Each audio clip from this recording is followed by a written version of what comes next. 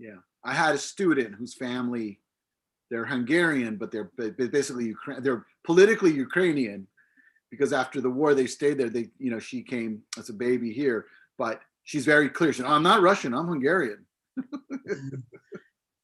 No, it's completely different. It's different, yeah. Hey. Hi. Hey, Daniel, good to see you. How are you? Good to see you. Good to see you. Good. Erev Tov. ערב טוב, ערב מצוין, מה נשמע? בסדר. Thanks for introducing me. Pleasure. And hello, everybody, as you're coming in. Just wanted to let you know, we do know that you are here. So we're just going to keep talking. You can talk amongst yourselves. Throw into the chat where you're coming from so we know where people are. Helps us to know what time of day it is, so we know if you're like half asleep or awake. But no, you guys can keep talking. I was just talking to everybody else.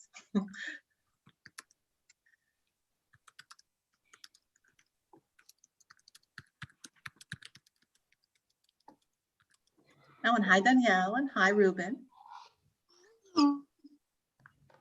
Thank you for those who are coming back. We love to see you. Yeah. I wonder if we have more people here from Israel or from America now. Oh, here, Bethesda. Okay, fine.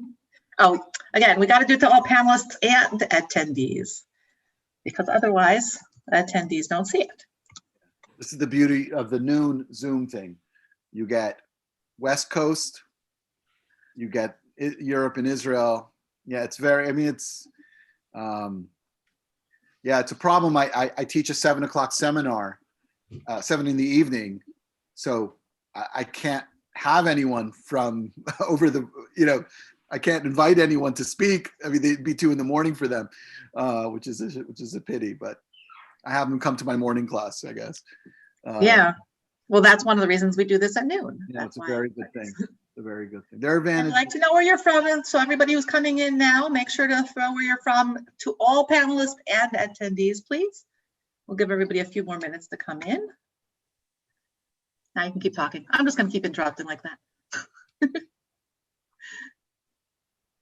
Want to make sure to give people attention as they're coming in.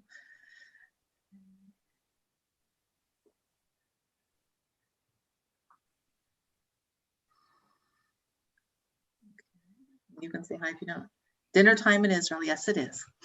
I know. I'm always hungry at these things. Oh, I don't. Yeah, that's true. I don't know if Freddie's eating or if he's just telling us it's dinner time, so that we want to eat. Whoa. Seattle, Washington. Oh, that's Ruben. We know Ruben. Okay. New York City. Thank you. Oh, so then yes, B'tei Avon. Here, see, he responded to you. Freddie responded. He's eating. On Long Island. We're going to give everybody 2-3 minutes to come in.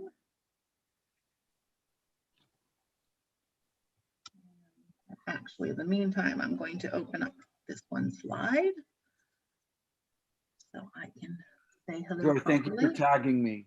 I figured it out. I think I figured it out. Oh, good. Well, actually, I didn't do it. Delia did. Okay, I put it on a lot of things also, so that was good. Great. So hopefully it'll be a nice group today.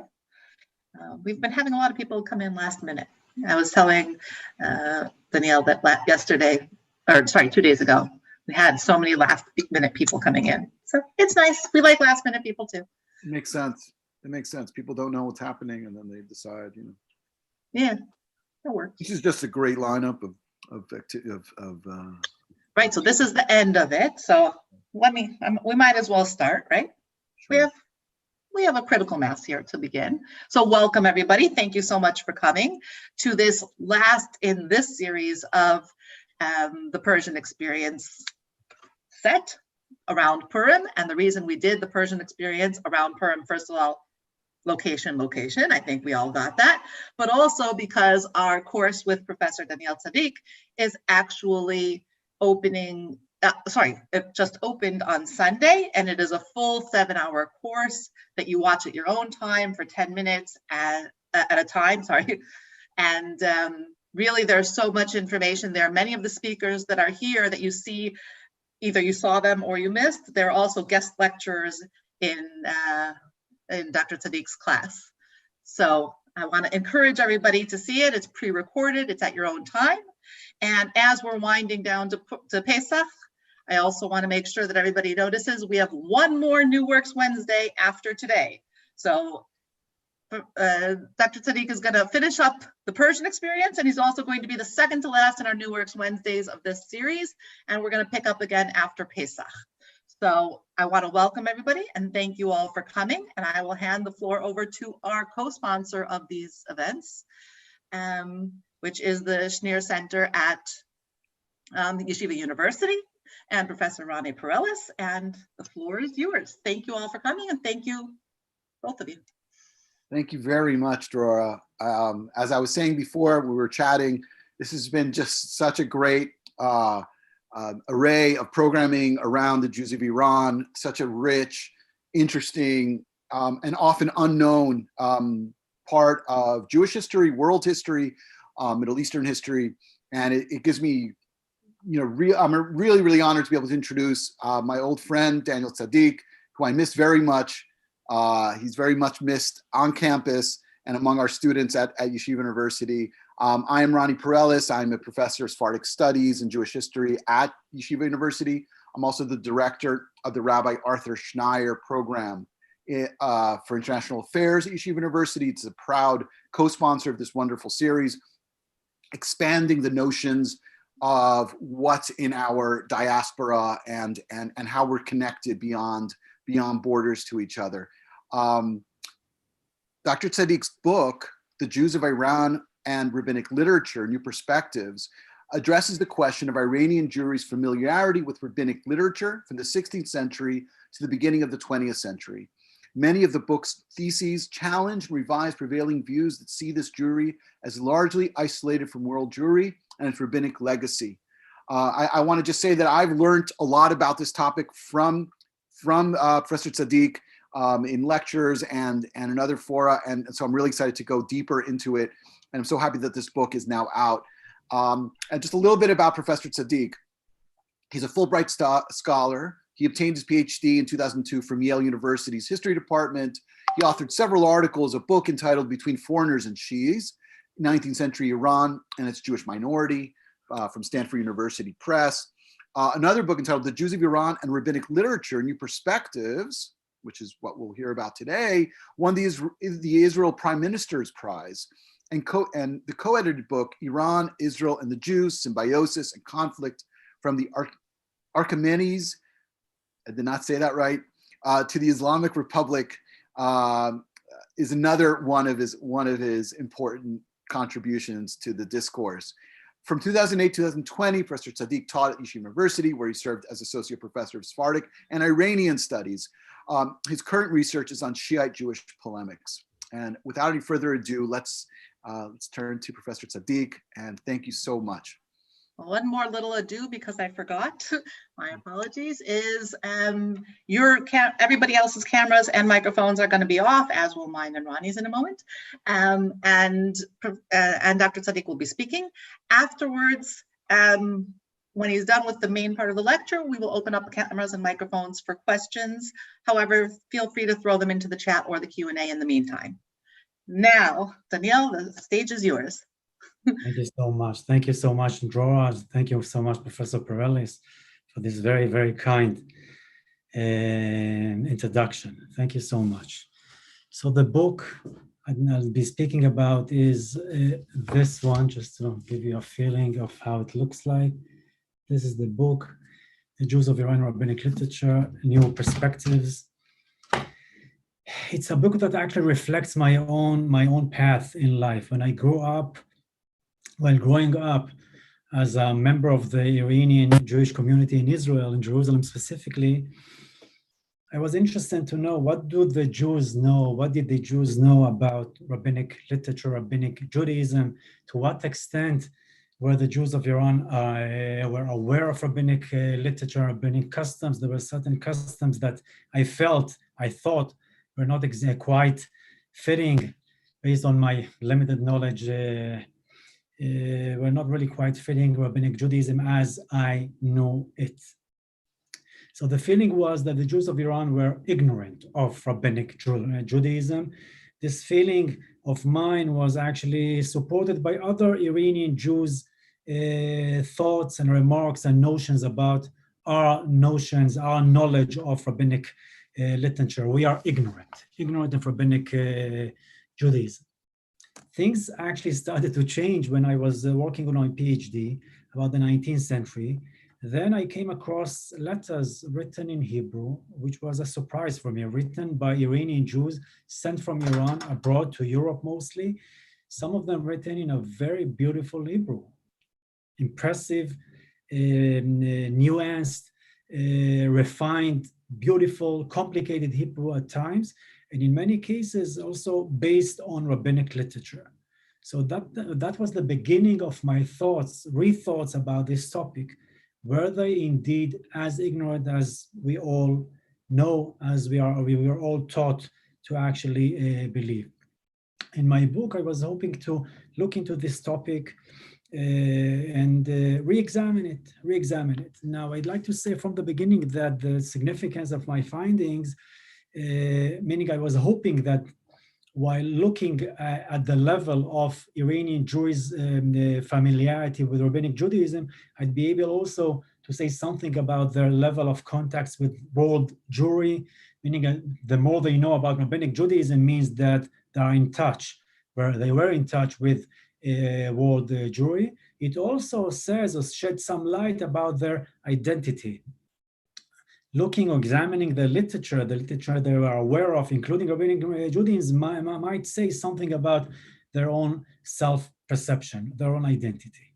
Let me begin with the general perception. The general perception in scholarship and the common wisdom, scholarly wisdom and general wisdom was, and in many aspects still is up till my book, is that the Jews of Iran are again, ignorant of Rabbinic Judaism. The general public was ignorant of Rabbinic Judaism. Rabbis from Iran are not that familiar with Rabbinic Judaism. Some even claimed that the Jews of Iran were unaware of the Talmud, which was created around the corner in Babylon in Iraq. Some statesmen claimed that the rabbis there and the common people for sure were unable to read and understand the Mishnah. They were not really very much observant in terms of their level of observance of following the injunctions, the mitzvot. So one scholar argues that we've never heard about some the important Gdolei Torah, significant rabbis coming from Iran. The general term that comes again and again, shows up again and again in scholarship is that of decline, spiritual decline. So the overall feeling emerging from the primary sources known to scholars, and I added actually at the beginning of my book many other sources, as well as from the secondary material of scholars, is that the Jews of Iran were ignorant. So the image is negative, rather negative. And it can be summarized based on I can summarize some three major arguments that emerge from the sources. The Jews of Iran did not write significant pieces that were known outside Iran in the Jewish world. Number two, the Jews of Iran were not that observant. And number three, the Jews of Iran, and this is what I'm interested at, the Jews of Iran were ignorant of Rabbinic Judaism. They barely knew the Torah. They didn't even know one of the most significant, if not the most significant pieces written by Jews, the Babylonian Talmud. That's the general story. General perception, common wisdom. In my book, I was hoping to cover the period between the 16th to the early 20th century. I can say a few things about the latter period and well into the 20th century, but this is more or less what I'm covering in my book. Again, in my PhD, when reading texts that I started to come across some pieces that actually started to change my perception. I was not then interested in rabbinic literature or anything like that, and I knew that I need to come back to it. I will, hopefully, I was hoping that one day I'll come back to it, and thankfully, thank God, I was able to really come back to it a few years ago. My basic argument is very simple. scholars are based on primary sources, indeed, while arguing that the Jews of Iran were ignorant in Rabbinic Judaism. However, they are based only on a portion of the available sources. So in my book, I was practically, in addition to all those negative statements, to which I added actually a few based on primary sources, I added many, many more that were not as bleak, as negative as the other statements were, in an attempt to provide us with a kind of a broader, not a broader, a better, a more accurate picture of the situation there in Iran. I did that through a few chapters, and let me just summarize a few of my major themes there. A major theme in scholarship is that the Jews of Iran were cut off world Jewry, and as such, they were unaware of literature produced by other Jews residing outside Iran. And this is mostly argued with reference to the emergence of the Safavid Shiite dynasty at the beginning of the 16th century, 1501. There's a new dynasty, the Safavid dynasty, a Shiite dynasty, a Shiite, thereby imposing Shiite Islam on Iran and distinguishing Iran from its neighbors, which for the most part are or were Sunnis. As such, Iran is now has its own boundaries. It's a Shiite state, not a Sunni state. And scholars would argue the difference, this religious difference between Shiism, Shiite Iran, and the neighboring Sunni countries brought about a kind of erected a wall between Iran and its neighbors. And this wall was significant in the context of our story, the Jews of Iran. There's a wall there, an intellectual wall among other types of walls. And as such, the Jews of Iran were unaware of what was going on there in other parts of the Jewish world. They were unaware, bottom line, of literature produced by rabbis outside Iran. In my book, I'm trying to practically address those arguments. Number one, even during Safavid times, I would argue Iran was not disconnected from its surroundings. We have an abundant piece of information indicating that Iran, Shiite Iran, was in touch, or there was a kind of some level of contact between Iran and India, Iran in the Ottoman Empire, the Ottoman Sunni Empire. Despite the fights, despite the wars, etc., there's existed still some level of contact on the commercial level, economic level, as well as intellectual level.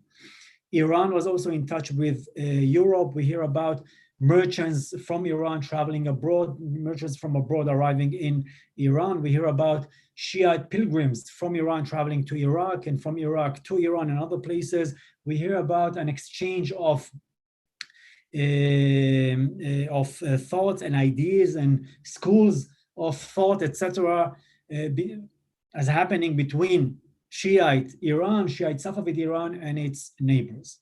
My argument is very simple. This happened with reference to Iran. There's no reason why not to believe that the same happened with reference to the Jews of Iran. They were not disconnected, despite the fact that they lived under a Shiite state, which is different from, again, the surroundings, which were Sunnis. In addition to that, I have a lot of information I put in my book indicating that Jews traveled to a variety of places. First of all, arrived from a variety of places to Iran. Jews from Spain, following the expulsion of 1492 and the following a few waves from Spain, from Portugal, etc., some of them ended up arriving in Iran. There are still, to these days, some Iranian Jews claiming descent, going back to Spain. The Jews from Istanbul, the Ottoman Empire, Bursa, Yemen, Greece, the land of Israel, Palestine, Russia, Odessa, and other places arrived in Iran from the 16th century on. I'm talking about, just to clarify, we're talking about merchants, we are talking about travelers of a variety of sorts, we are talking about sometimes scholars in the later periods of Jews arriving in Iran. Those Jews didn't really simply show up in Iran, naked. They came up with their own customs, their own norms of halachic norms. There's in some cases, and we have some explicit references to that, they brought in Iran books, rabbinic books.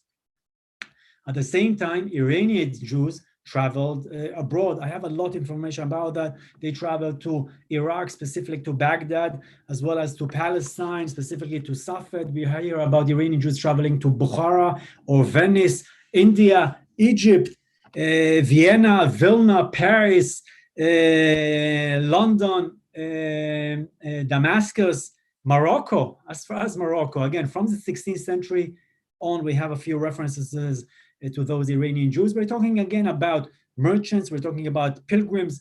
We know about some of those pilgrims traveling to mostly to Palestine, to Eretz Israel, to Jerusalem, to Hebron, traveling to the tomb of Rabbi Shimon Bar Yochai, to Rashbi, to the Kotel, the tombs of supposed tombs or not supposed tombs of Ezra the scribe in Iraq, Ezekiel, Yechezkel, as well as in Iraq.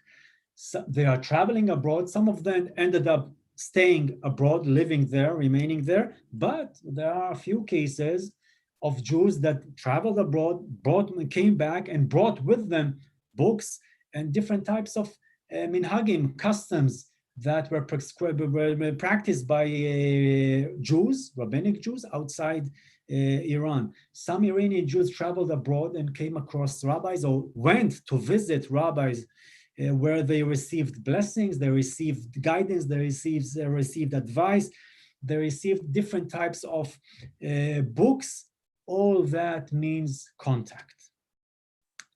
The Jews of Iran were aware of things happening in the Jewish world in general. The Sabbatean movement was 1666, 17th century or so, was actually known in Iran. I can elaborate on that if you wish. Another Sabbatean movement taking place in the year Tafresh, 1840. There was a kind of a messianic upsurge around the Jewish world. The Jews of Iran were not really an exception to this rule. They are aware of those feelings, they are aware of those hopes, yearnings, expectations, etc., etc. We hear about Iranian Jews that traveled to Jerusalem to learn how to slaughter halachically the meat, etc., etc. We hear about cases of disputes, communal disputes within Iran that were sent actually to be addressed by rabbis in Jerusalem. Some books, Iranian books, were sent from Iran in the 19th century, early 20th century, were sent from Iran to be printed in Palestine. I came across a few Iranian Jews that ended up living outside Iran. How do I recognize them? By the last name Ajami or Mullah in some cases.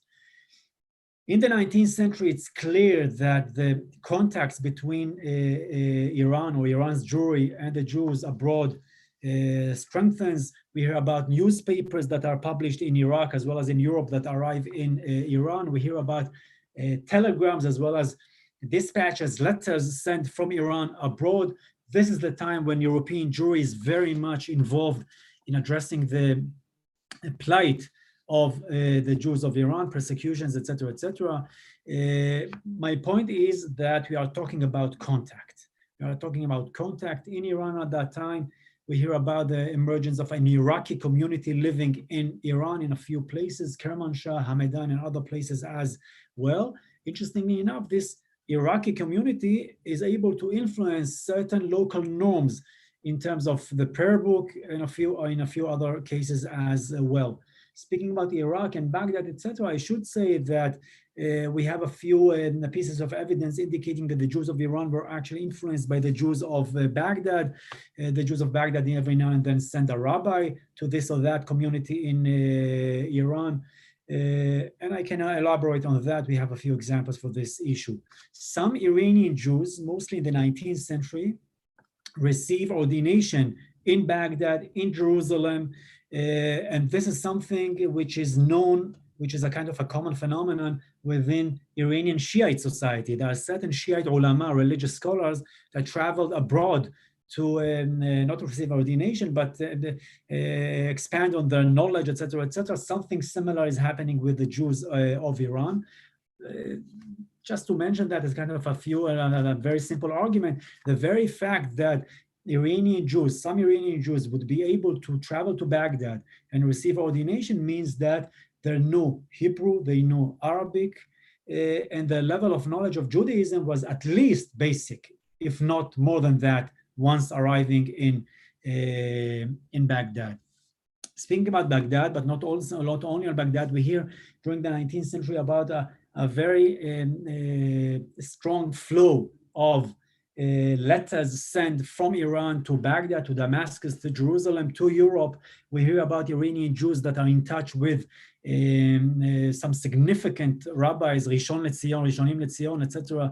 In Jerusalem, Rav Chaim David Chazan, Rav Yaakov Shaul Eliashar, Rabbi Yaakov Meir, Rav Ben Zion Chai Uziel, and a few others, just to mention a few of those names. Some Iranian Jews are in touch with Sephardi as well as the Ashkenazi rabbis in Eretz Israel.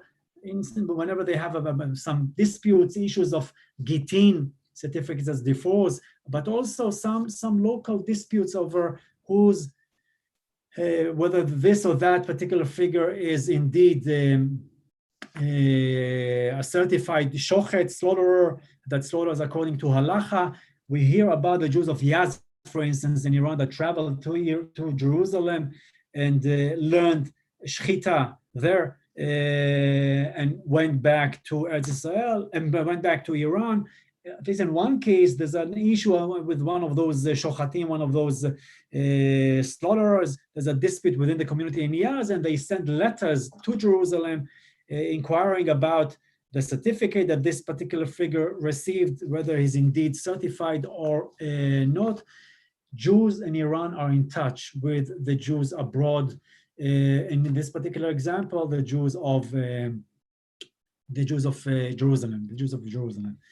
The Jews of Iran bought books abroad. Those of them traveling abroad, they came back with books. I have a few explicit pieces of information about that. We hear also about books sent from a variety of places to Iran, from Vienna, from Warsaw, from Shklov, from Palestine, Tzfat, Tiberias, from Livorno, and other places. Books are sent to Iran. One example I always love, and telling you the truth, when I came across those examples, I was shocked, really. I would spend hours and hours in the library, JTS and other places. I would come back home and I would tell my wife, listen, I'm shocked, listen to this. So this is one of those things that shocked me. I hope you're gonna share my shock. For instance, Rabbi Meir Rubin from Tomashov in 1937 sent to a certain rabbi, Rav Shlomo Cohen Tsadik, a member of the Beit Din in Tehran. He sent him Haggadah Shel Pesach with a certain commentary of the Tzanzer Rebbe called Divrei Chaim. And this is one example. I have other examples dating centuries back. I put down in my book a list of books and their places of origin, where they've been published, etc., and they are all found and recorded and mentioned in manuscripts written by Iranian Jews. All that indicates one thing: contact. If there's contact, books are coming in. They are not isolated, as people would argue, and they are not as ignorant as people may argue, but this is only the first block in my book. Furthermore, in my book, I was focusing in one of the chapters on a group of people known as Shadarim. Shadar is Shaluach de Rahmana or Shaluach de Rabbanan, emissaries sent from the four holy cities in Palestine, Tiberias, Hebron, Jerusalem, Safed, in an attempt to collect money more than anything else. But these people that were sent abroad were not, and they were sent to a variety of places, not only to Iran. Once arriving in a given place, they were not only collecting money, they were also introducing their own knowledge of Rabbinic Judaism. They introduced certain enactments, certain reforms. Whenever they would come across certain disputes, the local community or communities in many cases would refer to these people coming from Palestine with the aura of Palestine, asking them to really provide a verdict on this or that particular issue. They would come up with enactments. They would bring the Torah of Palestine, the Torah of Eretz Israel and rabbinic literature to a variety of places. We are talking about Iran, and we have a list in my book. I put down a long list of those shadarim. Those shadarim were very significant, at least with reference to Iran. We hear about them in the context of the prayer book, the Iranian prayer book that used to be a little bit different than what we use today. It was following of Saadia Gaon's version of the Tefillah, more or less. Apparently, because of those shadarim, certain changes happened. I was fortunate enough not only to put names of shadarim in my book. In one case, I came across a few long pages written about a certain person. Nobody knew that he was a shadar, an emissary. His name is Rabbi Rafael Katzin, and he was, as I'm showing, he was an emissary actually sent to a variety of places, including to Iran. In Iran, he resided for a few years, and then there in Iran, he was really trying to reform certain aspects of the community. He was intervening on behalf of the local Jews politically. He was intervening and to some extent poking his nose in the religious issues, social problems within the community. He was fighting for the community. He was fighting for this or that segment of the community. He was fighting for the Mashhadi Jews, for instance. He was providing his own verdicts when in cases of disputes, etc., etc. He's a very good example as far as I'm concerned, and thank God I had enough material about him to create something substantial, indicating that some of those shadarim were extremely significant. And there also should be seen as another block, another indication that the Jews of Iran were not isolated, segregated, cut off, as people may argue. Moving on, in my book, I was also dealing with questions sent by Iranian rabbis abroad, to rabbis abroad. Some scholars that did already pay attention to this issue would argue that the very fact that the Iranian Jews were sending questions abroad means one thing: they are ignorant, they are unable to really address those key issues on their own, and as such, they had no choice but to turn to somebody in Baghdad, in Jerusalem, in Turkey. This is very much be the case in some cases, I would argue, but as I'm showing in my book, this is not the only possibility to construe, understand these issues. In some cases, we hear about a certain Iranian rabbi that comes up with a certain verdict and he needs support. And the best support he can get is by basically turning to an objective rabbi living around the corner in Baghdad that everybody's going to accept. And that's what he does. Meaning turning to a rabbi in Baghdad and referring to him with a question doesn't really mean necessarily that the Iranian Jew that did that sent the letter is ignorant of Judaism or anything like that. It might mean that he needed the support, this outside support. In some other cases, we hear about private persons that did receive their local rabbi's decision in Iran, but they did not like the decision this rabbi gave them. And as such, they sent a letter to a rabbi in Iraq, in Jerusalem, etc., asking him to intervene. There's another case where two rabbis in Iran would disagree, and both of them would turn to an external foreign rabbi to address this or that question. Somebody approached me with this issue saying, arguing against me, etc., etc. And I told him, listen, when you go to a doctor, when you are, God forbid, when you need to do this surgery, etc., you go for a second opinion sometimes. It doesn't really mean that the first doctor is stupid. You need a second opinion in some cases. Even further, I told him, listen, I went abroad to do my PhD, and there are many Israelis who are doing the same. It's not because there are no Israelis or talented people who could teach me here and guide me and mentor me in my PhD. No, for certain reasons, I decided to go abroad. Meaning going abroad, turning abroad doesn't really mean that you don't have enough rabbis at the home front in Iran. I should say that the very fact that questions were sent from Iran abroad means something very simple, very, very basic. It means that the Jews of Iran, or at least those people who sent those letters, were committed to halacha. They did want to know what halacha says about a given issue, a given dispute.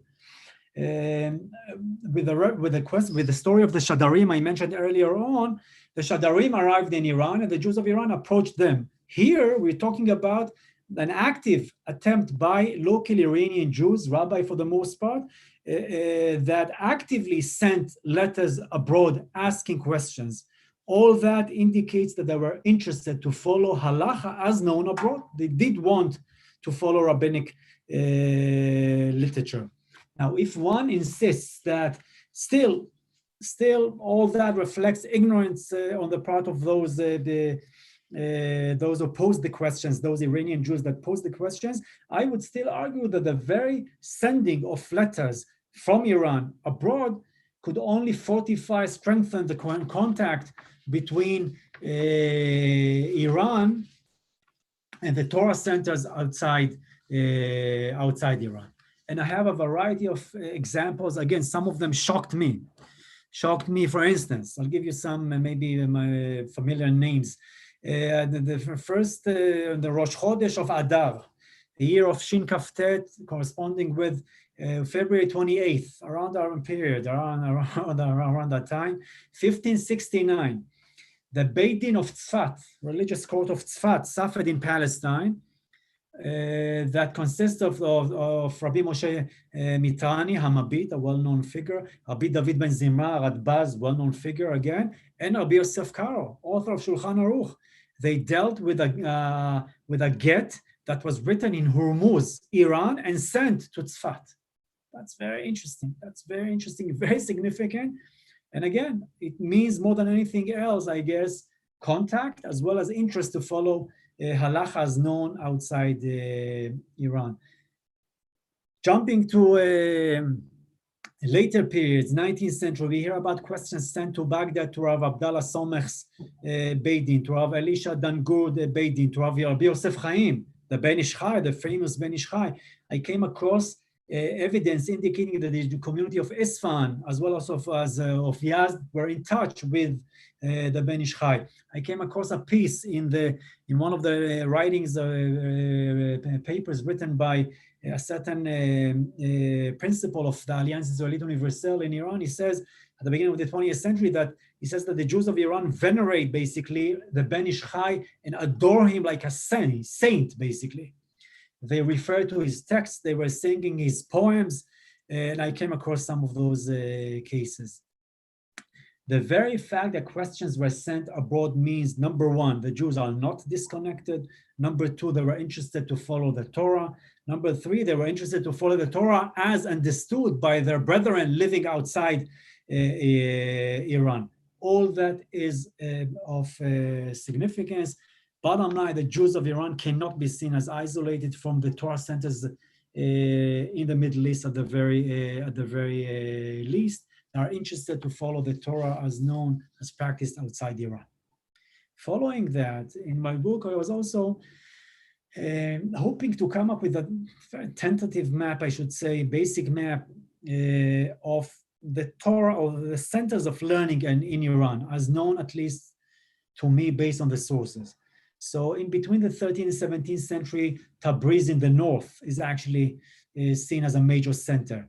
Between the 15th and the 18th century, Kashan is a very significant center of learning. Isfahan is also a significant center of learning. Interestingly enough, in 1643, a certain Armenian tells us about the Jews of Isfahan. In Isfahan, by the way, there's a quarter, Julfa, which is populated mostly by Armenians, and he tells us, he gives us a kind of eyewitness testimony. He tells about the Jews of Isfahan that they are, let me read that, they are very talented in learning, they are philosophers, even further, men, women, boys and girls, they know the Hebrew Bible by heart, they are very much educated. Their craft, their art is actually learning and studying, and they devote their time for that. So these are some major centers of learning. Other centers can obviously be mentioned. I did try to show that there was some touch between different communities in Iran, as opposed to what scholars usually argue that the communities were isolated. Again, even within Iran, I found some evidence indicating that this is not always the case. And my point is that knowledge, and specifically knowledge of Judaism, Rabbinic Judaism, etc., could move from Iran, because people would move from one place to the next. I found a lot of evidence about those movements, demographic changes from one place to the next. Even further, I found, I have a long paragraph about rabbis and poets and scholars that moved in Iran from one place to the next, Emrani and others, etc., etc. All those avenues allowed basically transferring knowledge, rabbinic knowledge, as well as general knowledge from one place to the next in Iran, even if not always very fast and not completely, in a complete way. In my book, I was also hoping to provide myself more than anyone else with a map of what's available from Rabbinic Judaism, what was known of Rabbinic Judaism by those Iranian Jews.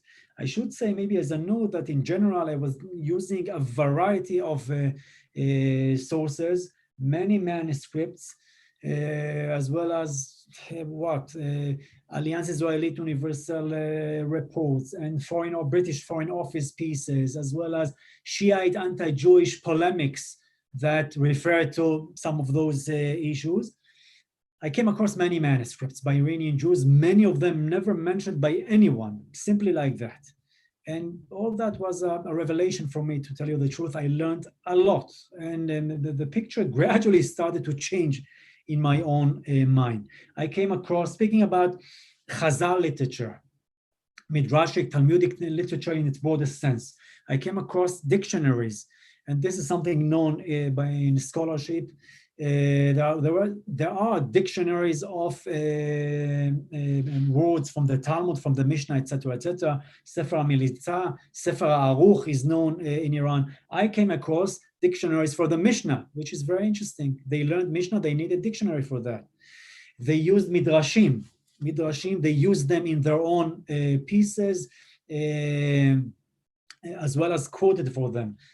The Jews of Iran are known for the love for the tractate Avot, Masechet Avot, but even further, there are texts written by them, a midrashic type of text. Pitron Torah is one of them, a 9th, 10th, 11th century piece. This piece is known, published, etc. I was using it in this context as well. Shahin, 14th century, very significant poet, the most significant poet of the Jews of Iran, uses some midrashic pieces. I came across a text known as Sefer HaMaasiyot, which was copied again and again, time and again. It's a book consisting of stories, legends, Aggadic literature from the Talmud. Another very significant piece of the 17th century is Chovot Yehuda, a book that got published, a philosophical text written by Rabbi Yehuda ben Elazar. In it, he refers to a variety of sources, Muslim and Jewish, and it's a very, very impressive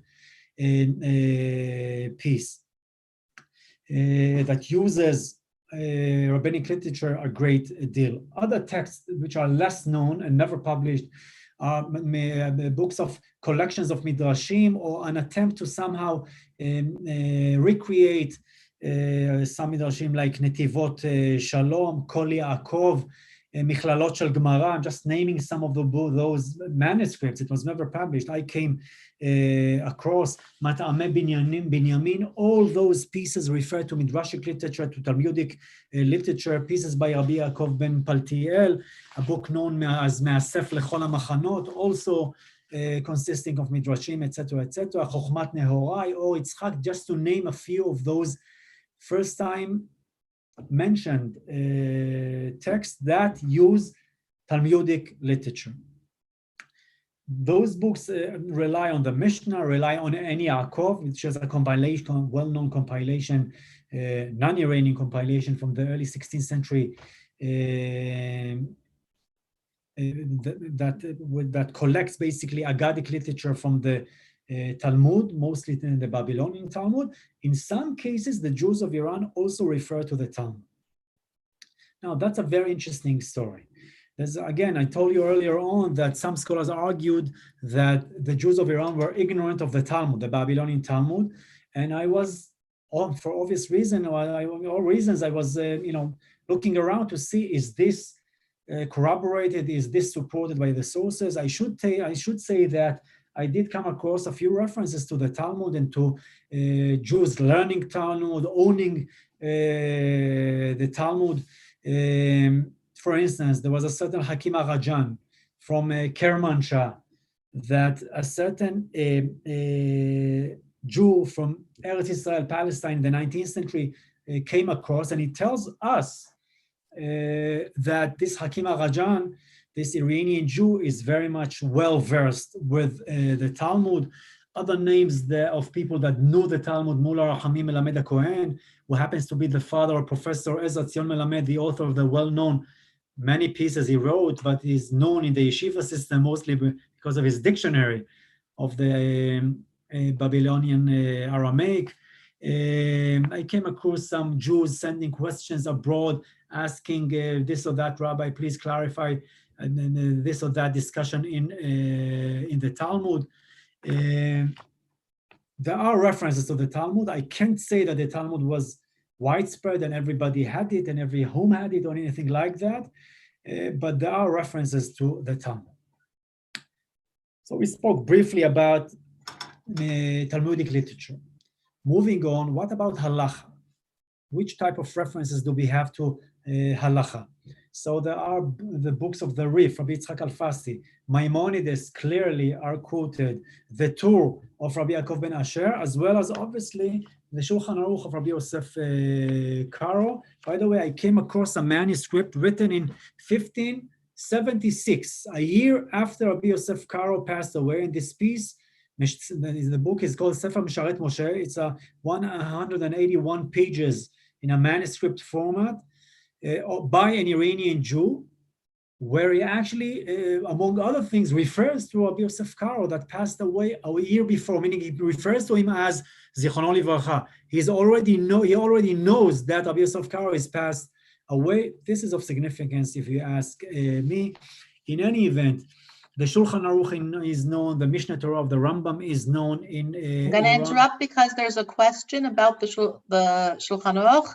Was there enough of a critical number of rabbis, teachers to teach Talmud and Halacha and legislate according to the Shulchan Aruch? Like, did they actually legislate according to the Shulchan Aruch? Yes. So in my book, I'm also trying to follow that. We have references of indeed rabbis following the Shulchan Aruch, explicitly citing from it. I can speak more about that later on. I have a lot to cover here. Give me just a second, a few more minutes to finish, and then any question would be fine. So we have references to the Shulchan Aruch. For instance, since you asked me, one rabbi at the late 19th century, Rav Moshe ben Yitzchak, from a well-known family in Yazd, basically tells us that he cites from the Shulchan Aruch. Somebody asked me my question, but before citing the answer, he basically says, I'm following the Shulchan Aruch, and he says, that's a quote, ומרן הקדוש אשר מימיו אנו שותים, וקיבלנו עלינו סברת מרן נגד אלף פוסקים.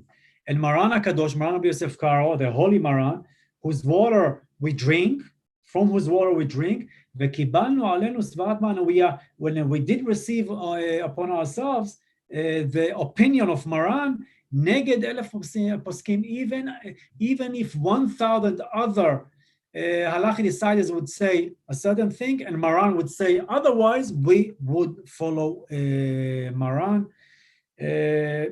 And this is something of note, something of significance. Again, in my book, I'm referring to a variety of rabbis that refer to Rabbi Yosef Karo's pieces. By the way, in the book, certain books of drashot by Iranian Jews, that references also to the Shulchan Aruch whenever the context would allow that. Iranian Jews also wrote halachic literature. It's almost all in manuscript format, and the pieces they've written is about shechita, slaughtering, luach shana, the calendar, prayer book, the kiddushin, nisuin, weddings, etc., gitin, certificate, divorce, Shabbat, different types of holidays, and so on and so forth. They also did copy full books, halachic books, of a variety of sources, of a variety of topics that were written abroad outside Iran. There's a small responsa literature written by Iranian Jews. I can elaborate on that if you are interested. Mostly they are based on Shulchan Aruch and occasionally also on Rabbi Moshe Isserlich, interestingly enough, on the Ramah. So we spoke about the knowledge of Talmudic literature, the knowledge of Halacha. How about Kabbalah, Kabbalistic literature? So the Zohar is very much copied time and again, pieces of it for a variety of reasons. Zohar was actually learned in a variety of contexts on Shabbat, on Lag BaOmer, on Yom Kippur, on Hoshana Rabbah, on Tu B'Shvat, you name it, any day, basically. Interestingly enough, a certain Iranian Jew that lived some 70 years ago wrote about the Zohar, that the Zohar actually holds the second most significant position amongst the Jews of Iran after the Tanakh, after the Hebrew Bible, meaning number one, Hebrew Bible, number two is the Zohar for the Jews of Iran. Some scholars argue that the Jews of Iran learned the Zohar without understanding it. In my book, I'm showing that this is incorrect, simply because I found dictionaries of the Zohar. One word in Aramaic from the Zohar, another one translation into Judeo-Persian, explaining what's the meaning of that term. They knew and cited and copied not only the Zohar, but other types of literature, books of by the Marchu, Rabbi Chaim Vital, Luriani Kabbalah in general is very much there. Sefer Yetzirah, Sha'arei Ora. I put down a list of those books I came across in this context. They wrote also their own Kabbalistic pieces. I just mentioned those dictionaries. They also have tafsirs, explanations / translations, sometimes versified translations of pieces from the Zohar. They love Patach Eliyahu, and you know, Sephardi Jews love Patach Eliyahu before Mincha, and we have a few tafsirs for Patach Eliyahu.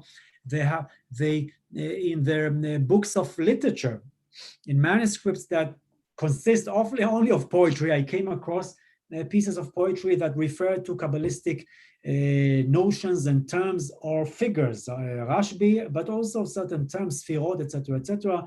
Another type of literature I found, which is really of relevance here, I came across many stories about the Arizal, about the Ari, also the prayer book. In their prayers, we have citations of prayers with Kabbalistic elements. The Rashbi is mentioned, Ari Arizal is mentioned, etc., etc. Even further, in letters, and those are the letters I first came across when I was working on my PhD. In letters sent from Iran to Europe asking for support, economic support, political support, they sometimes actually use Kabbalistic terminology. Even further, I came across talismans and amulets where they use Kabbalistic concepts, God's name, 42 letters of God's name, etc., etc. The notion of the Gilgal, transmigration of souls, that's a very common concept in the writing of the Jews of Iran, and I documented that line by line from a long, from a variety of sources, I'm sorry. They have other customs like Shovavim, Ta'anit Shovavim. We just finished the Shovavim. Those of you who know it, we can speak about that. That's also a certain custom, a Kabbalistic custom, which was common amongst the Jews of Iran, and so on and so forth. Moving on, in my book, I was also trying, I just mentioned those letters I came across. And those letters, first time really forced me to maybe think differently than everybody else were used to think. I came across letters, and letters, just talk.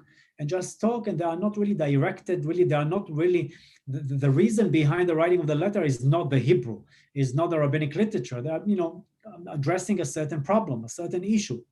So they are talking just like that, and this is a good source that can actually teach us a lot about the level of the letters, the level of the writer's familiarity with rabbinic Judaism. I came across the first letter I came across is not the first letter, meaning the earliest letter I came across is from the 16th century, which is in itself a major discovery for me, meaning nobody knows about this letter that is buried somewhere in the library. And it's a long letter sent by a certain Iranian Jew to another one, and it cites lines from the Talmud, basically speaking about the need to give tzedakah, charity. So lines and lines are cited from the Talmud without even saying I'm citing from the Talmud.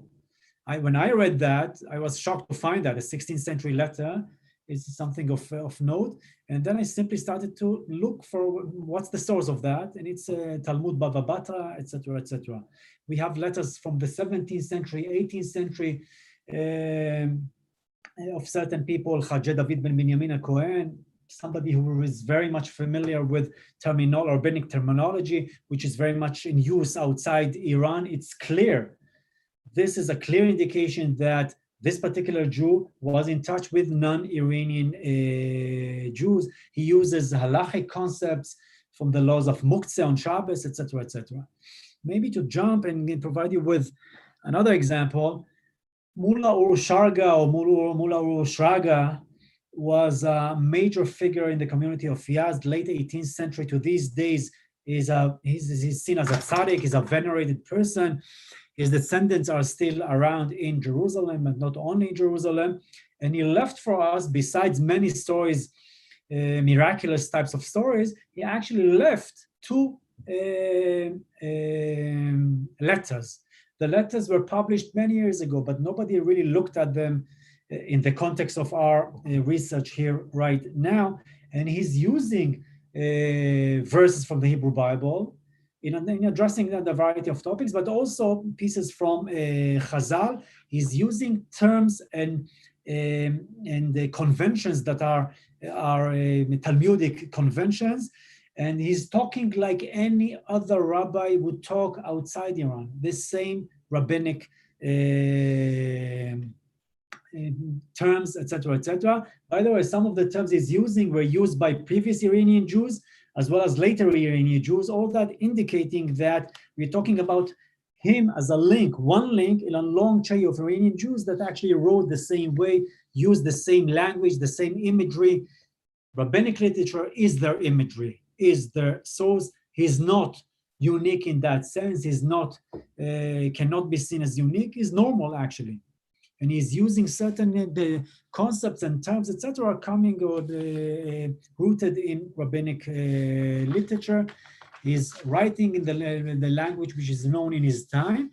The very fact that he writes in rabbinic literature actually also expresses the fact that he wants to be part of the Jewish world. He talks and he writes like any other Jew, rabbinic Jew, would actually write outside Iran. Jumping to the beginning of the 20th century, I came across some sophisticated pieces written by Iranian Jews, but I should say not all of them are sophisticated.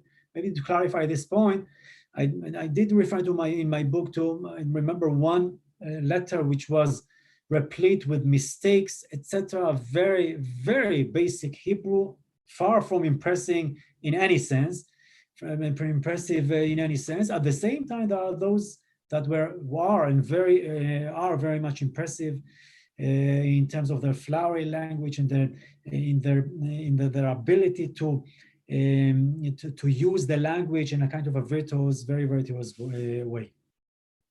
Moving on in my book, I came also across bills and contracts of a variety of sorts. Bills of selling and buying and leasing, and the ktubot and gitin, certificates of divorce, and so on and so forth. In many of them, the language is rabbinic. There's a way, by which rabbinic law prescribes how to do it exactly, how to write these bills, selling and buying, etc., etc. And indeed, we see that. I should say that in some of the cases, this is not the case, right? In some bills of, I remember it was, if I remember correctly, it was selling a house or something. Somebody was actually using the Muslim terminology, and I did refer to that in my book. But for the most part, I should say, rabbinic language, rabbinic literature is used in this context. All that indicates again awareness of the language used by other Jews outside Iran. It also reflects the Iranian Jewish desire to talk in that language, to sell and buy according to rabbinic literature. It's an attempt to really keep in touch with the Jews outside Iran, with the Jewish, to be in touch with the Jewish world, basically. I have a small chapter which is practically lists of books, meaning what? Some Iranian Jews loved in their manuscripts basically taking one page and devoting that page for, and putting down in this page the inventory of all of their books, right? So I came across some of those lists and I put them all down. Two of the lists, if I remember correctly, are known, were published years ago. The others were first time published in my book, and this is very significant. You see books in private ownership, not necessarily by rabbis, by the way. We don't know actually who were the owners.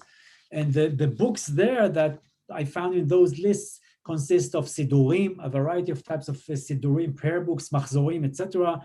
Obviously the Hebrew Bible, but also Mishnah, Midrashim, Midrashic literature, the Zohar, books of morals and ethics, Shulchan Aruch, in many cases. In some cases, the books of Rabbi Chaim Yosef David Azulai, the Chida, if you wish, we can speak about him. He's a very significant figure in my book.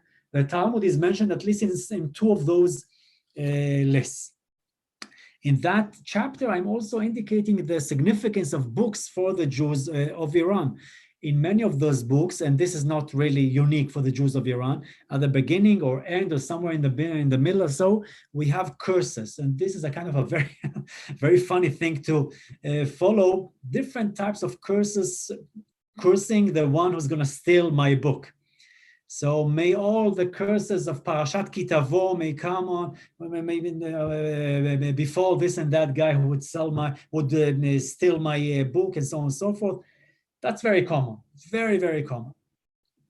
In addition to that, another indication for the significance of books is the fact I came across a few cases where people indicate, I bought that book for such and such amount of money, and some of them paid a lot of money for books. In some cases, we know that authors as well as copyists of books were actually supported by philanthropists and donors, etc., rich people, and this is something done to these days, I should say. I did come across a job, a certain profession, a copyist of books. I came across one figure, this is one example I can mention, Issachar ben Moshe ben Issachar, one of those, I don't remember exactly the name, that is the copyist of a variety of manuscripts. So this indicates that that was apparently his job. Even more interesting, I came across women actually owning books because their names are there. It says, this book is owned by In Ketab Male Onoon. This book is owned by so-and-so, and there's a name of a lady there. So this is very interesting. Women own books. In a footnote, I put down all the references indicating that some women could also read the books, meaning the fact that they own books is very interesting, very significant. It should be said, but it doesn't really necessarily mean that they were able to read that. In a footnote there, if I remember correctly, a long footnote, I showed that we have enough references indicating that some women were able to read. Even further, I can tell you, I know some of you might be interested in that. I came across some women that were used to teach in the elementary schools in some places in Iran, but this is a different story right now. In my book, for obvious reasons, I devoted a chapter to the knowledge of Hebrew, meaning rabbinic literature, for the most part, is written Hebrew or Aramaic, etc. To what extent the Jews of Iran were actually aware of Hebrew. So indeed, in some cases, I have some references indicating that the public was not really very much in command of Hebrew. However, at the same time, I put down a lot of references indicating that this is not always the case. There's evidence indicating that some Jews were able to read and write and talk and communicate in Hebrew. Some of those Shadarim I mentioned earlier on, those emissaries from Palestine arrived in Iran.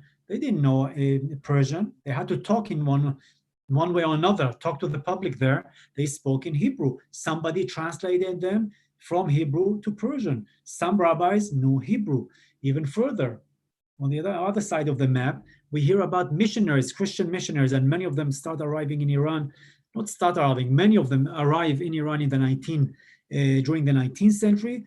They arrive in Iran, they know Hebrew. Many of them are former Jews. They know Hebrew, they speak in Hebrew to somebody there, and somebody there within the community translates them from Hebrew to Persian. Some people were able to communicate in Hebrew. Even further, there are rabbis who wrote their pieces, and some of them I mentioned earlier on, in Hebrew. Some of them were even able to write poetry, Hebrew poetry. Beautiful Hebrew, I should say, in some cases. I can, as a footnote, I should mention that the Jews of Iran were able to copy their own scrolls of the Torah.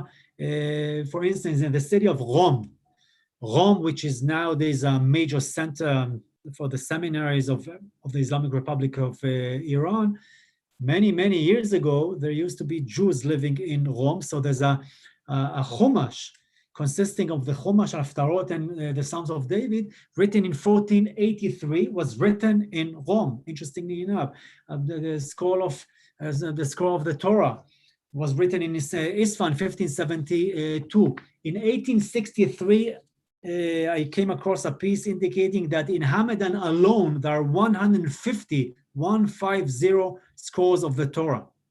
And that piece indicates that the Jews of Hamadan are known for their beautiful handwriting.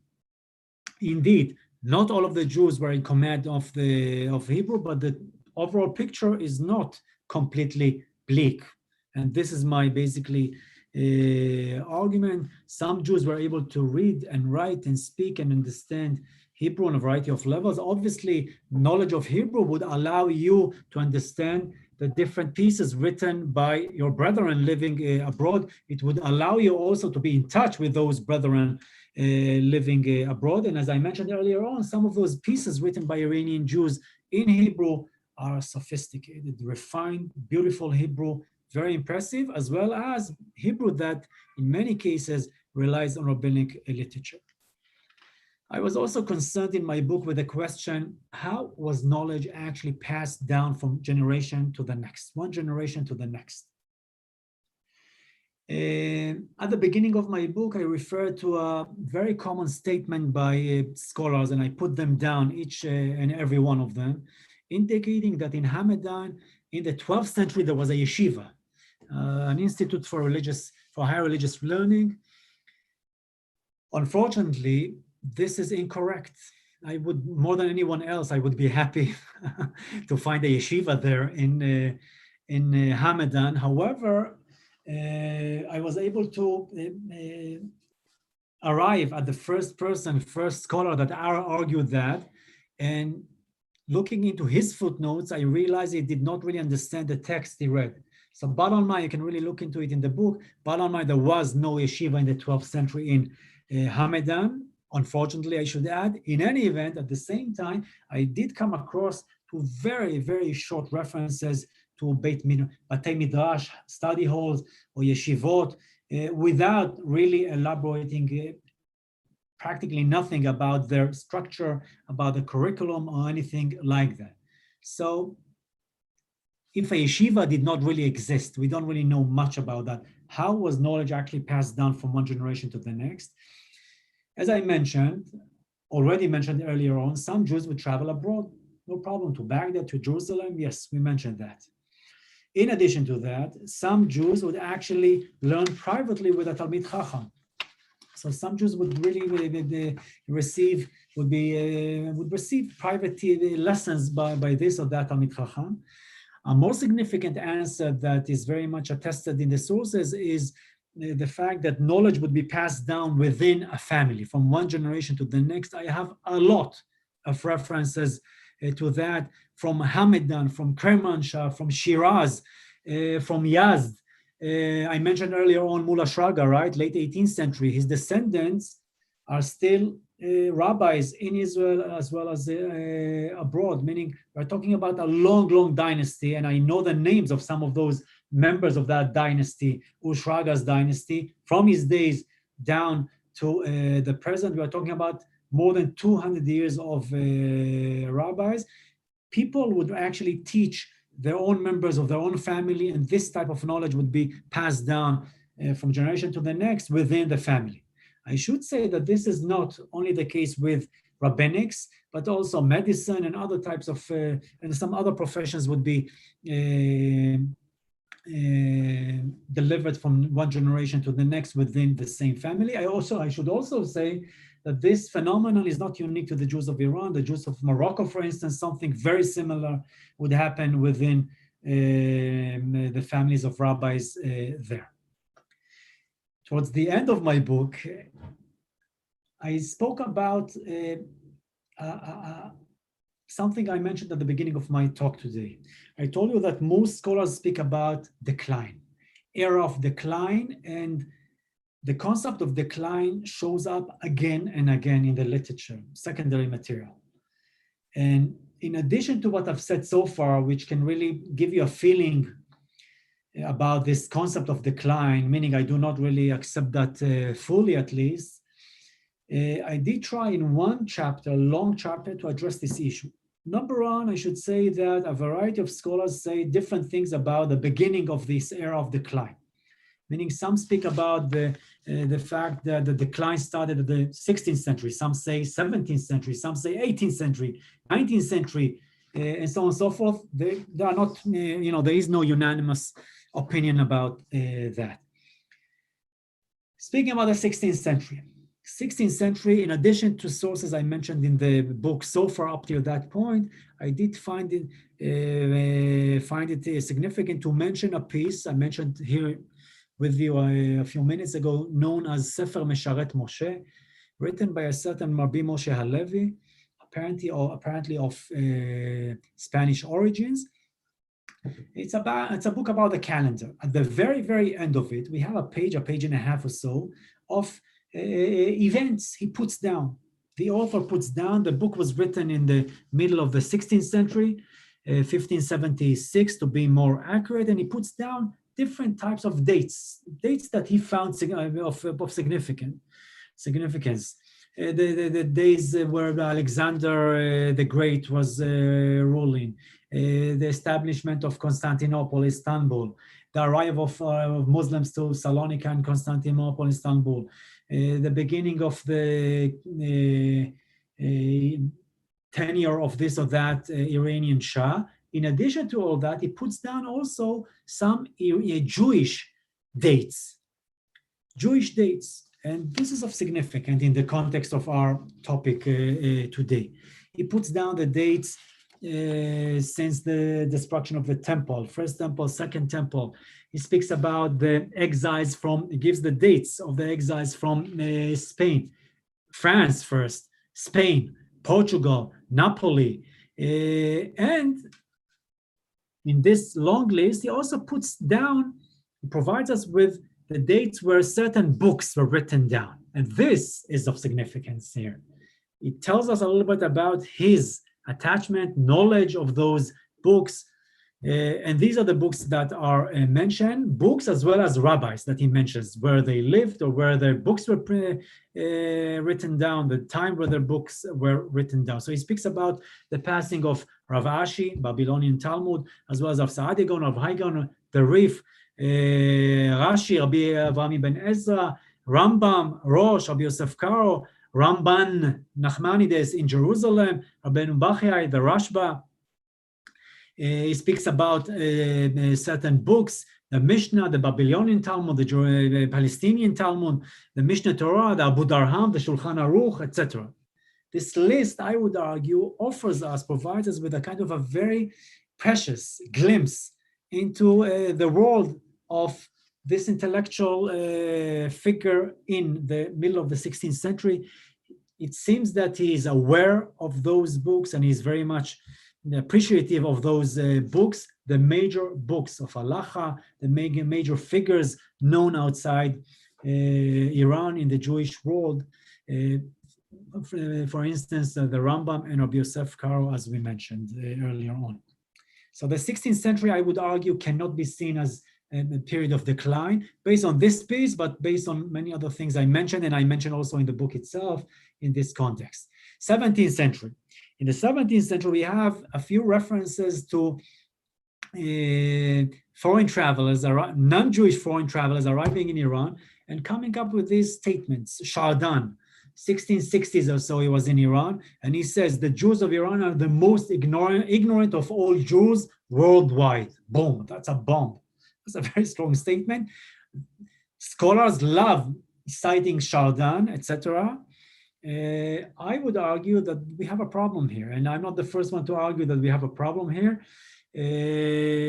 Shardan and a few other people, a few other writers like him came from Europe, some of them coming from with their own prejudices, maybe anti-Semitic feelings, etc. Even further, I would argue, Shardan was in Iran. He visited Iran a few times. In one of those times, it was in the 1660s. Mamash, literally around that time, we know about certain Iranian Jews that transliterated books of astronomy as well as of medicine into Judeo-Persian. I'm asking how ignorant can be a Jew, an Iranian Jew that is interested in astronomy and medicine. I don't think so. I don't think so. A book like a statement like Shardan is not really supported by the sources I came across. I mentioned the book Chovot Yehuda, written, completed in 1686. It's a major book of Jewish thought, usually with, addressing a variety of topics, usually with a kind of a philosophical tendency. Speaks about Maaseh Bereshit, Maaseh Berkat, creation, cosmology, cosmogony, prophecy, free will, God's knowledge, the eternality of the Torah, punishment and reward, the Messianic era, resurrection of the dead, as well as it speaks, among other things, about mathematics and astronomy, music, logic, etc., etc. That's a very significant piece, indicating that the author, Rabbi Yehuda ben Elazar, was very much at home with Jewish sources. And my argument is very simple. This book is known. It was published in 1995 by my late teacher, Zichrono Livracha. My argument is very simple. Rabbi Yehuda ben Elazar, the author of this book, Chovot Yehuda, most probably had a teacher or teachers. Those teachers most probably had a few other students, not only Rabbi Yehuda ben Elazar, the author of Chovot Yehuda. He himself, Rabbi Yehuda ben Elazar, probably had a student or a few students, meaning what I'm trying to say is that we cannot speak about a kind of an intellectual vacuum here, right? There was apparently a broader phenomenon, at least in the city of Kashan, where Rabbi Yehuda ben Elazar apparently writes his book in.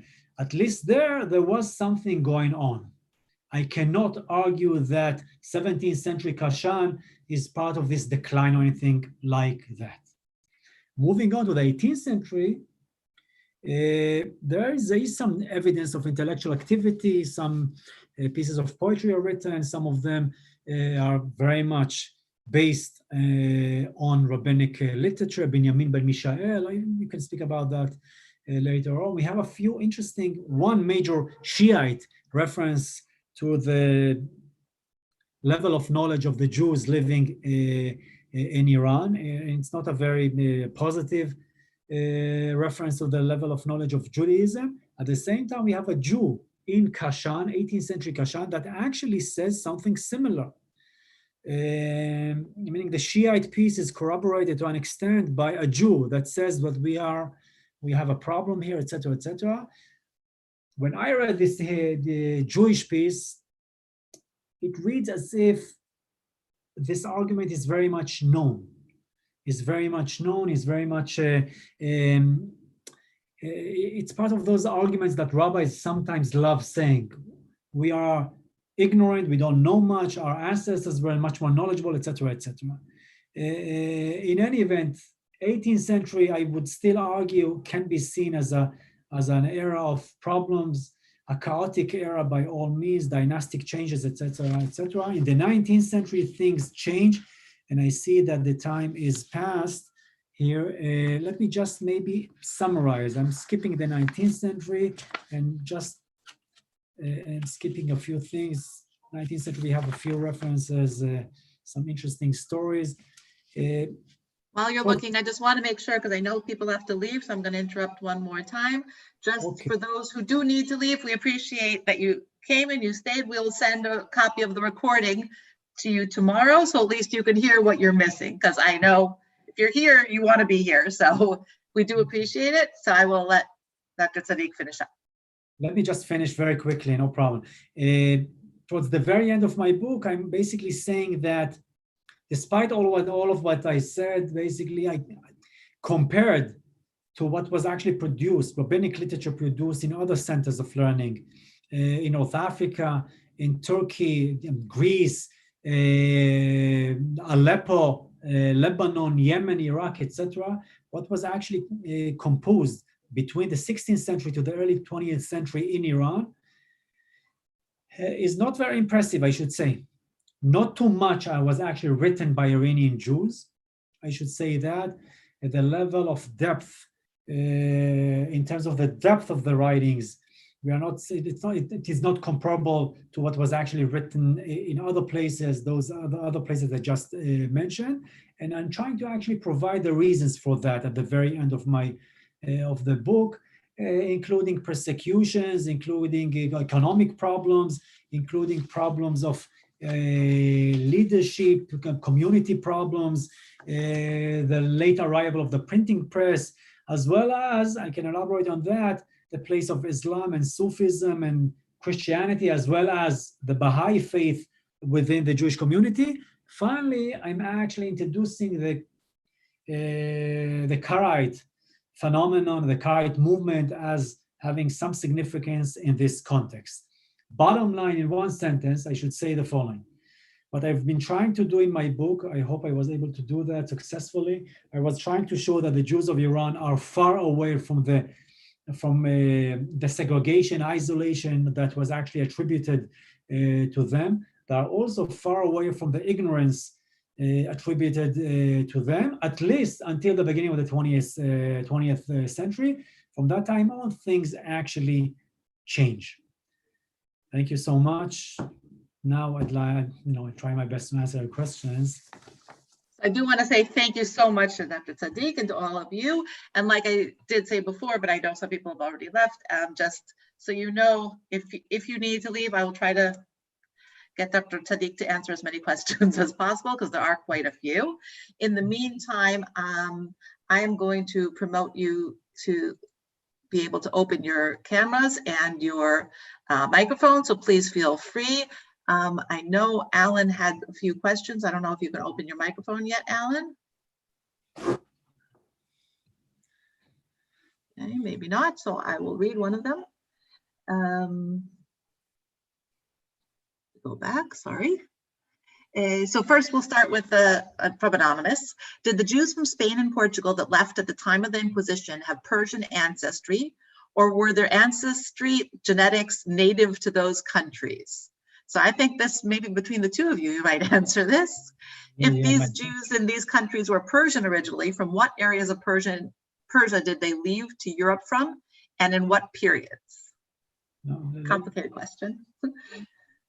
Lisa, I don't really know about many Iranian Jews or any Iranian Jews that actually left for Spain, really. Following the 1492 expulsion from Spain, there is evidence of indeed Spanish Jews that went either to North Africa and then moved to Palestine and then to Iran. I have a few of those cases. I should tell you, I'm just throwing, one of the most significant rabbis of the community, known as the chief rabbi of the community, Chacham Yedidia Shofet, who passed away a few years ago, in his memoirs actually claims descent from Spain. Once I gave a talk in New York, and a young couple approached me saying that we are from Kashan, and we have a tradition that we are all actually from Spain. So some Jews claim descent from Spain following the expulsion. The other way around, I'm not really sure about. Maybe Professor Perelis knows more. I don't know. Hey, I mean, this is a question I had for you as the question was made. When we talk about the Jews of Iran, how different, or what point would you make any separation with the Jews of Bavel, of Mesopotamia, of Iran, of Iraq? I mean, right? I mean, that was such an amazingly important center of the Jewish world, the Goanim. Are we really dealing with I mean, aren't they just on the eastern side of things, and Persian is what separates them from Arab? I mean, that's what that question inspired for me. I've never seen anyone in Spain claiming to be from Persia. You do see people from right who will say, have a relationship to Bavel. We know that, they're people who study with Saadia or something like that. Yeah. Okay, and Danielle, do you want to open your mic, or you're not? Do you want me to answer each and every one of minimum one by one, or to Yeah, we'll do one. Well, you just had that. So basically, earlier on in Talmudic times, there is no major difference there, really. Meaning we don't see, it's very difficult to say Iranian Jews versus Babylonian Jews, really, per se. However, even during that time, in Gaonic period, right, there are some references distinguishing between the Jews of Bavel and the Jews of Iran. Just to name one thing, not usually, we know about certain movements that actually emerged within the Iranian milieu, which was not really following Bavel. Just to mention the Karaite movement and the Proto-Karaite movements earlier on. Some of the most significant Proto-Karaites or Karaites were actually of Iranian origins earlier on. Binyamin Nahavandi, Daniel al-Qumisi, just to mention a few of them. So there is a feeling that some Iranian Jews were not really following the rule or the Gaonic rule coming from the Gaonic yeshiva system in Bavel. In that sense, you see some difference. I cannot generalize here to say that all Iranian Jews are really heretics or anything like that, as opposed to those who were living in Bavel. So in Gaonic times, we see some references to some differences. Danielle? Yeah, I actually have to leave in about 5 minutes. So I'm glad you got me to ask my question.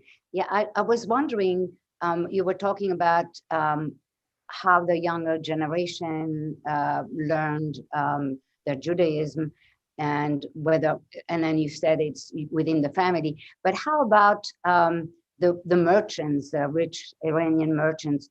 Could they not have sent their children, their boys, let's say, to Jerusalem or some other center of Judaism to learn? So how easy was it for them to leave the country in the past few centuries? It wasn't easy, to be sure. And as I said, we know about wars between Iran and some of the neighboring countries. Not easy, but it was doable. As for merchants sending their kids, etc., merchants usually would love to see their kids making money, I guess, not really focusing on necessarily on rabbinics or anything like that. There are a few cases of Iranian Jews, and the references I have, the evidence I have is from the early 20th century, of Iranian Jews sending their kids, rich Iranian Jews, sending their kids to Europe to learn medicine, for instance, in Paris, for example. Some dentists were actually, some Iranian Jews were sent to Paris to learn dentistry specifically.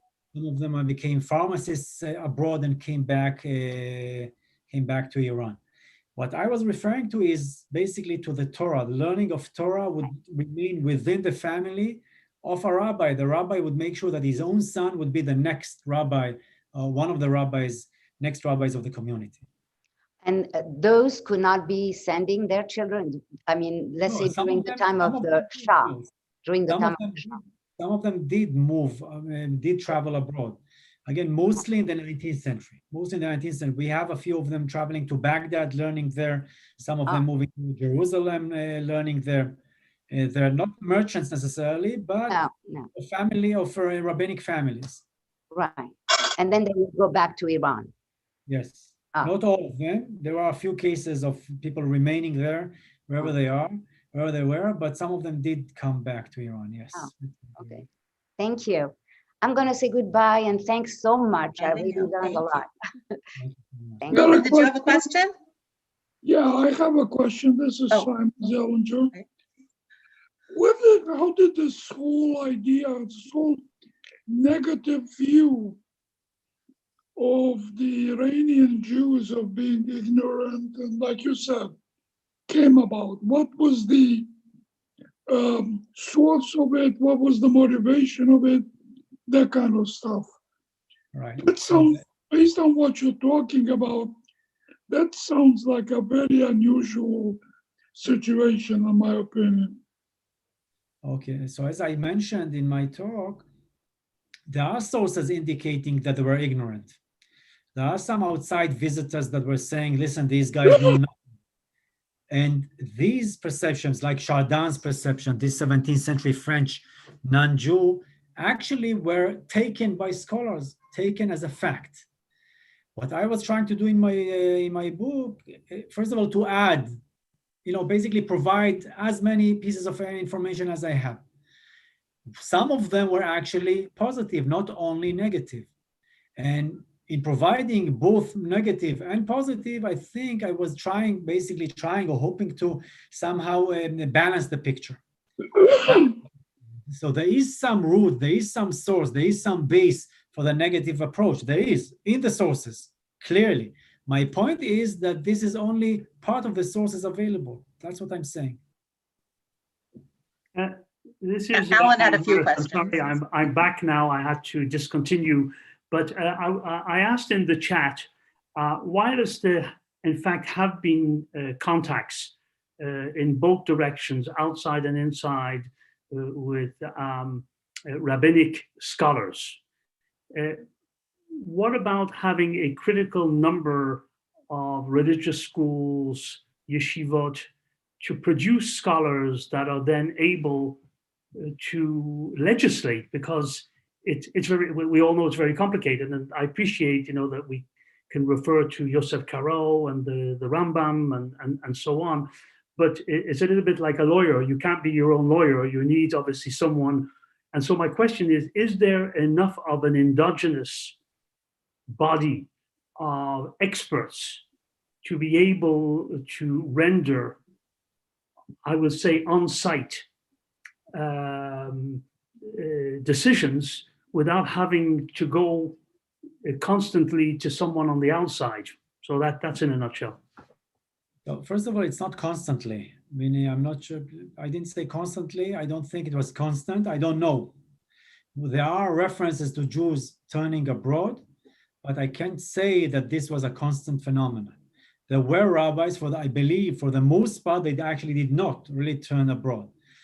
As for the beginning of your remarks or question, indeed, there was no yeshiva. I myself personally could not find any references to a yeshiva. There are some short references to Batei Midrash. Sometimes yeshiva is mentioned, but again, I cannot really say much about that, which gives me the feeling that nothing of significance actually did exist. So I'm not really trying to tell you that something really amazing was happening here. No, my point is that the picture should be balanced. It's not completely black. There are some other, more positive sides to this picture. So how did the Iranian Jews manage to preserve their identity, their heritage? Because we know that worldwide, this is the way we have survived. As we say with the people of the book and halacha and so on. I mean, that's the cement that has kept us together. But the problem is, if you don't have an endogenous kind of a group of people who are able to guide people to preserve their identity, how did the Iranian Jews, because we know a lot of Iranian Jews have managed to preserve their identity. Right, I did not say there were no indigenous person that could really guide and lead. Obviously there were. The very fact that to these days there are Iranian Jews in Iran as well as abroad identifying as Jews means that something was actually working well. It was not working amazingly. It was not working as at least on the scholarly level, as it was working in Morocco, Yemen, or Europe. No, there was no yeshiva system as in Europe, no yeshiva system as in other places, no. However, whatever they had, those rabbis, local rabbis, some of them more knowledgeable, some of them not very knowledgeable, were able to actually guide and protect the Jews through very difficult times, by the way, under Shiite Islam. But were there enough of them? Because again, before the Shah, there were I don't know how many Iranian Jews there were, but there were a lot of them. And the question really is, were there enough rabbis to provide the guidance needed? So for the times of the Shah, etc., the last Shah, etc., is beyond the scope of my book. I can say the following. I was covering 16th to the beginning of the 20th century. Things happening in the 20th century, during the 20th century, I would argue that one can speak about decline. A very much felt decline. Not too many rabbis indeed. However, by the way, there were attempts to establish yeshivot there in Iran. Some of them existed for a few years in the 20th century. However, that was not enough. That was not enough because of a variety of reasons, modernity, and the Jews were now allowed to basically work in better professions, etc., etc. Rabbinics and Judaism, etc., were less attractive during that period. But this is a different period. 20th century, I would I would simply agree that we can talk about an era of decline. And in many respects, actually, Khomeini saved the situation. Because my feeling, based on my knowledge, things could really lead to assimilation there in Iran. And the very fact that Khomeini arrived, if I may say so, basically caused the Jews either to run away and then to come to America and benefit from what American Jewry could really benefit them. Not everything is amazing in America, to be sure. However, some of them, came across other ways to handle Judaism, and they came across other types of Jewish identity, etc., etc. There's enough evidence indicating that had the Jews stayed in Iran, and Khomeini would not, and the Shah would still be sitting on the throne, etc., etc., assimilation was the name of the game, basically. But this is a different story, and that's my personal opinion about those issues. I'm not saying Khomeini was a good guy or anything like that. Don't quote anything like saying that, but that's my understanding of this. The numbers of intermarriage were high before Khomeini? What's high? I know about a few cases. I know about a few cases of people, even in my own neighborhood here in Jerusalem. My mother told me, so-and-so, her sister actually married a Shiite in Iran, and she remained in Isfahan. So there are cousins here. One cousin is ultra-Orthodox with a bearded guy, and he has Shiite cousins there in Isfahan, and they are talking every now and then. I can't say it was we don't have numbers. I don't have numbers. I don't think anyone has numbers. But because of the processes of modernity, things that are happening in America for more than a century, I guess, things like that were happening in Iran under the Shah. With the arrival of Khomeini, things changed. Well, became illegal, no, I imagine. Not only illegal, people became more religious. I would say many of them left to begin with. In America now, that some of them are intermarrying. Right? It does happen it's happening in America for sure. I'm not sure on what scale, etc. But in Iran, those who remained back became more religious because the entire society became, at least officially, publicly, more religious. Because indeed it would become illegal, etc. Yes. I know we're going over, but it looks like people have waited to ask you questions. So can we take another 8 minutes, maybe? Please. Okay. David, I see your microphone's open. I'm very interested in this fascination with Kabbalah. How do you account for the interest of Iranian Jewry in Kabbalah? Right. So some scholars argue that this might be rooted in the fact that Sufism, Muslim mysticism, was very much known to Iranian Jews. We have enough evidence indicating that some Iranian Jews were very much well versed with the basics of Sufism. Even further, I can tell you, there were some Sufi Hebrews, as one of those early 19th century pieces argues, some Jews would actually join Sufi orders.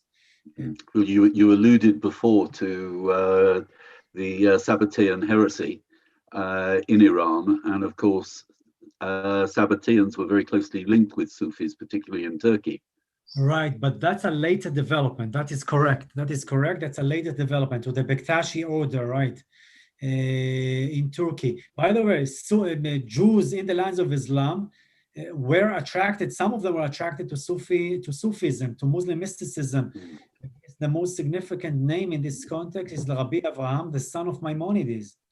That was actually very explicitly saying that what Sufis nowadays do, Muslim Sufis do, was actually practiced by the prophets, our prophets, but we forgot that tradition and we need to reform our practices and basically reenact that and do that again. Not everybody accepted that, etc.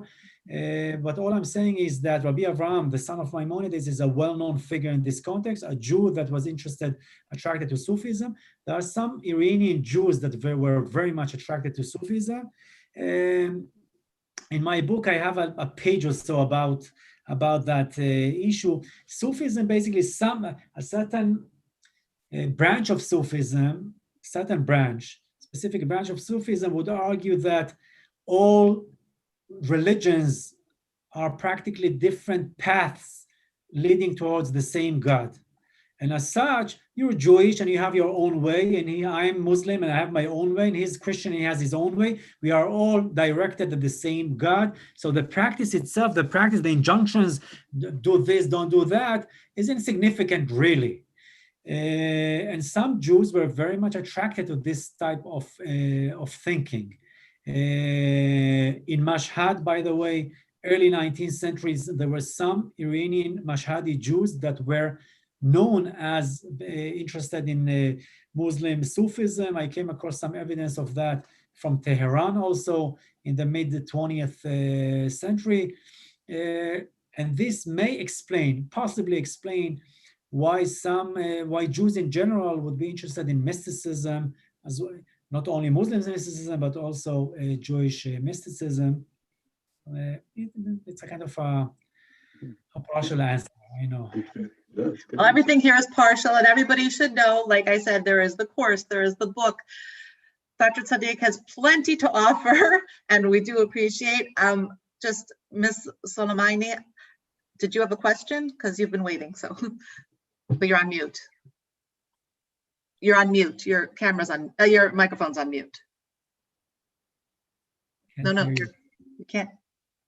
We don't hear you. Your microphone. You have to open your microphone. No, still not open. To turn on your microphone. In the bottom left-hand corner of your screen, click on the microphone. Oh, sorry, I didn't realize that it was a problem.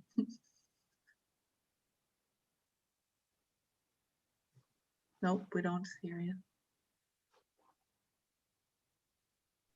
While you're looking, I just want to confirm that you keep looking. Tell me if you open your mic. We'll tell you when we hear you. I just want to quickly, I'm pretty sure your book is only available right now in Hebrew, correct? I see the question. The book is in Hebrew, yes. The book is, I have some 13 pages of an abstract in English, but the book is in Hebrew. It's rabbinic literature. I decided to, stick to the language of the sources. I see other questions before that. There are a lot of questions, but we'll have to save it for the next time. We'll have to have you back. That's what we'll have to do. Are there plans to translate it into English? I'm sorry? Are there plans to translate your book into English? A few people asked me about that. Listen, it costs money, and somebody was even willing to offer some money. But in addition to the money, translating 570 pages in Hebrew into English means that I will have to work on it a few years, meaning to check the translation and recheck and do it again and redo it. And listen, I'm not sure about that. You don't use Google Translate for that, you know. Oh, no, you had it up. There you go. Okay, her microphone's open. Let's let her ask the last question. Sorry. Thank you. I wanted to know if there is any evidence that the Jews in Iran are from the Babylonian or from Kashan, the exodus from Spain, or from the Babylonian time that they exodus from Israel. Do you have any?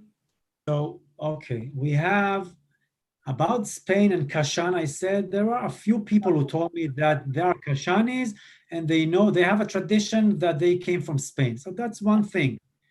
Scholars usually don't speak about other things, and about speaking about the origins of the Jews of Iran. They would argue that apparently already in the 8th century before the Common Era, BCE, where when the 10 tribes of Israel were exiled, some of them ended up arriving in the cities of Media. We have a line like that in the Bible, in the Hebrew Bible. Yeah. And the argument is that maybe these Jews were the first Jews arriving in what we call today Iran. A better date, which is given, is the 586 date of the expulsion of Jews by Nebuchadnezzar from Jerusalem, BCE. Jews were exiled to Babylonia, correct? In 538, when Cyrus the Great allowed the Jews, Kurosh, Cyrus the Great, allowed the Jews to return back to Zion. Some of them indeed moved back to Zion, to Eretz Israel, to Palestine. However, some of them remained, and still others went westward, which is basically to Iran. So that might be another date which is of relevance in this context. Yes. So this time, because at that time many Jews remain in Iran, and they became very a politician and art and going to upgraded in the society. But we don't have any proof that some of us are from that period. We cannot say anything. No, it's very difficult to say that. No, I agree. Meaning, my parents are from Iran. Does this mean that it goes all the way back to the 8th century or to the 7th century or 6th century? No, I can't say that. Maybe one of my ancestors was from Iraq, traveling from Iraq to Iran 2 centuries ago. Okay. I don't know. One other question, if you have time. The Semite is the Jews. Why they call it anti-Semite? Semites are Jews. That is correct. That's a term that refers to Jews specifically. Yeah. Even if Arabs are also Semites, and there are certain other groups which are known as Semites, but this term usually anti-Semites or Semites, anti-Semites. This is a concept that is referring to hatred against the Jews specifically. I'm not sure I answered the question, but it's a much bigger question than right now too. But I do want to say thank you again to Professor Perellis for co-hosting, and obviously to Dr. Tsadik and for all those who participated. And I do encourage us to continue the conversation, and hopefully we will have Dr. Tsadik back. And I know that we will invite him for all those who are in his course online. So we'll hopefully have a live session with him as well as soon as people progress. So I look forward to seeing you in future events about Persian and world Jewry. Thank you. Thank you so much. Thank you, Dora. Thank you, Ronnie. Thank you.